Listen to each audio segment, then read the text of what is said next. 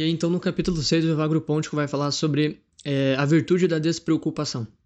Quando a gente fala sobre a virtude da despreocupação, eu costumo pensar logo de cara no primeiro pensamento, né? Num dos três pensamentos fundamentais que o demônio outrora apresentou a Jesus no deserto, que no caso é o problema da avareza, tá?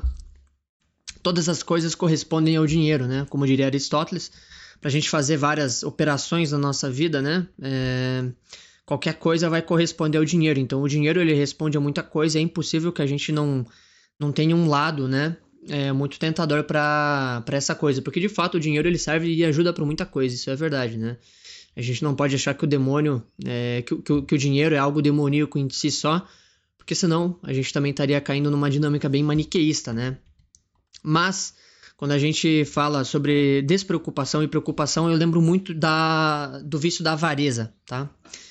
Por quê? Porque de um lado, a pessoa avarenta, ela tem o costume de se preocupar demais, né? Ela se preocupa demais. Por quê? Porque ela está sempre se preocupando em aumentar mais as fontes de renda, ou também está preocupada se vai faltar dinheiro amanhã, ou se ela vai ter dinheiro para aquela situação, para aquela coisa, ou se ela vai conseguir ter mais e mais e mais e mais e mais, né?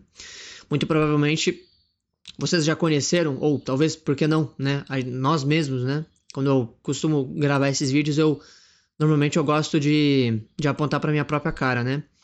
Mas muito provavelmente você deve conhecer alguma história, se não a tua mesma, de que quando você setou, né?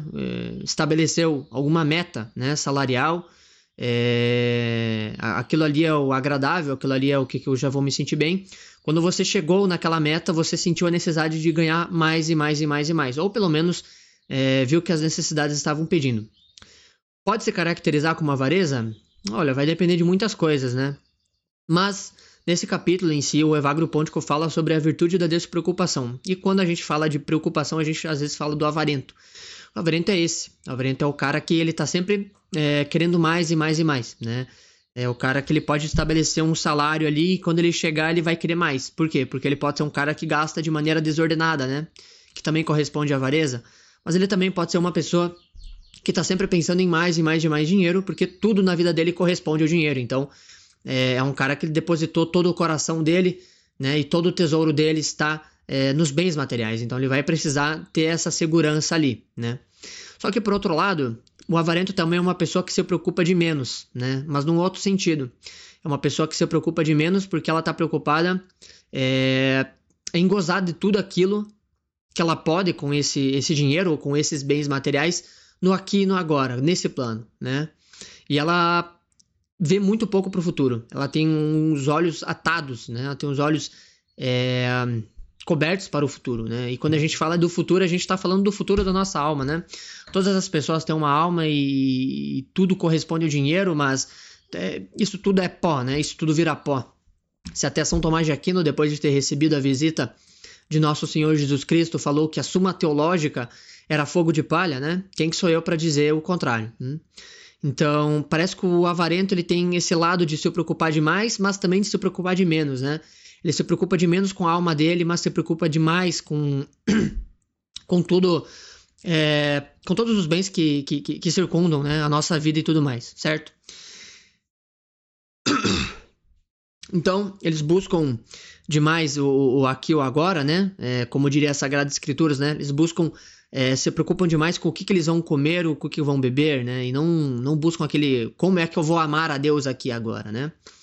E nosso próprio Jesus Cristo afirma, né? E também nos proíbe, é uma proibição, né? Chega até a ser engraçado falar isso, mas é uma proibição e é engraçado que a gente quebra essa proibição, eu principalmente, quase toda hora, né? Não vos preocupeis com o que comereis ou o que bebereis, né? Ou ainda mesmo até o que vestireis, né? Pois é isso que vão fazer os pagãos, né? Os pagãos, né? Esses pensamentos de preocupação, normalmente eles são causados pelas nossas paixões desordenadas. Nesse caso aqui, a paixão desordenada pelos bens materiais, né? Pela avareza, certo? E isso é um problema, né? Acredito que todo mundo já deve ter lido, ou pelo menos deve ter conhecido um pouco da parábola do semeador. Se você não conhece a parábola do semeador, você pausa esse vídeo, procura aí, Marcos 4, tá? procura aí Bíblia Católica Online, ou vê aí e procura Marcos 4, né? Que eu costuramente já decorei ali, que é Marcos 4, e dá uma lida, tá? Mas, basicamente, né? Tudo isso daqui que a gente está falando, tá? É sobre um tesouro, né? E é engraçado ver que Jesus também já rebate a avareza também na parábola do semeador, tá?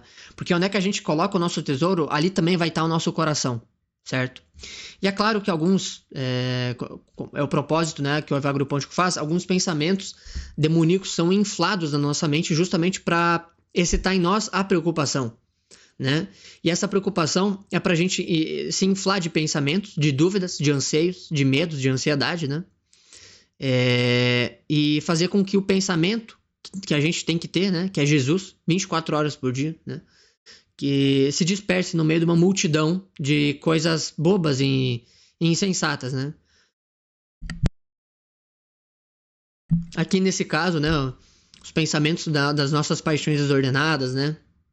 Podia ser qualquer coisa, né?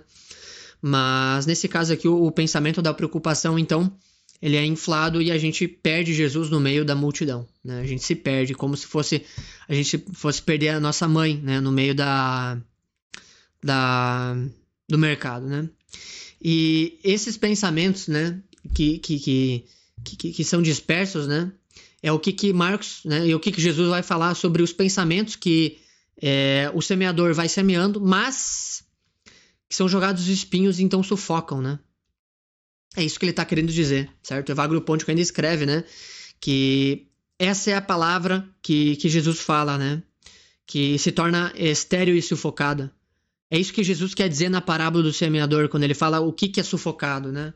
O que é sufocado? A palavra é sufocada pelo espinho e não gera fruto. O que significa isso? Os espinhos aqui falam das nossas preocupações mundanas, da nossa avareza, do que a gente vai comer amanhã, do que a gente vai beber, das crises, né? Do dinheiro, né? Os espinhos são isso. O semeador, ele vai semeando a palavra, mas as nossas preocupações, o nosso coração ainda está voltado muito para as coisas do mundo, e a gente tem essa incapacidade de retirar as nossas vestimentas e das nossas paixões e se colocar, né, no frio e na nudez, né, da glória, né? O frio e nudez da glória aqui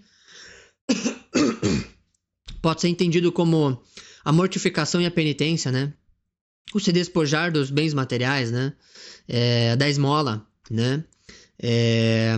De meditar um pouco mais na providência divina, né?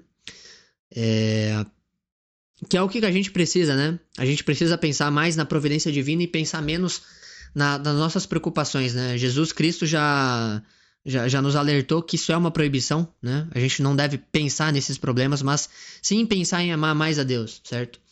E se a gente for ver, todo mundo tem uma história de quando a coisa apertou, mas a Divina Providência providenciou tudo, né? A Divina Providência realmente, de fato, providenciou tudo para que tudo corresse bem, né? Eu tenho várias histórias assim, vocês provavelmente também devem ter. Basta ter olhos para ver e ouvidos para ouvir, certo? E muito provavelmente é isso que o Evagro Pontico estava querendo dizer nesse capítulo, tá?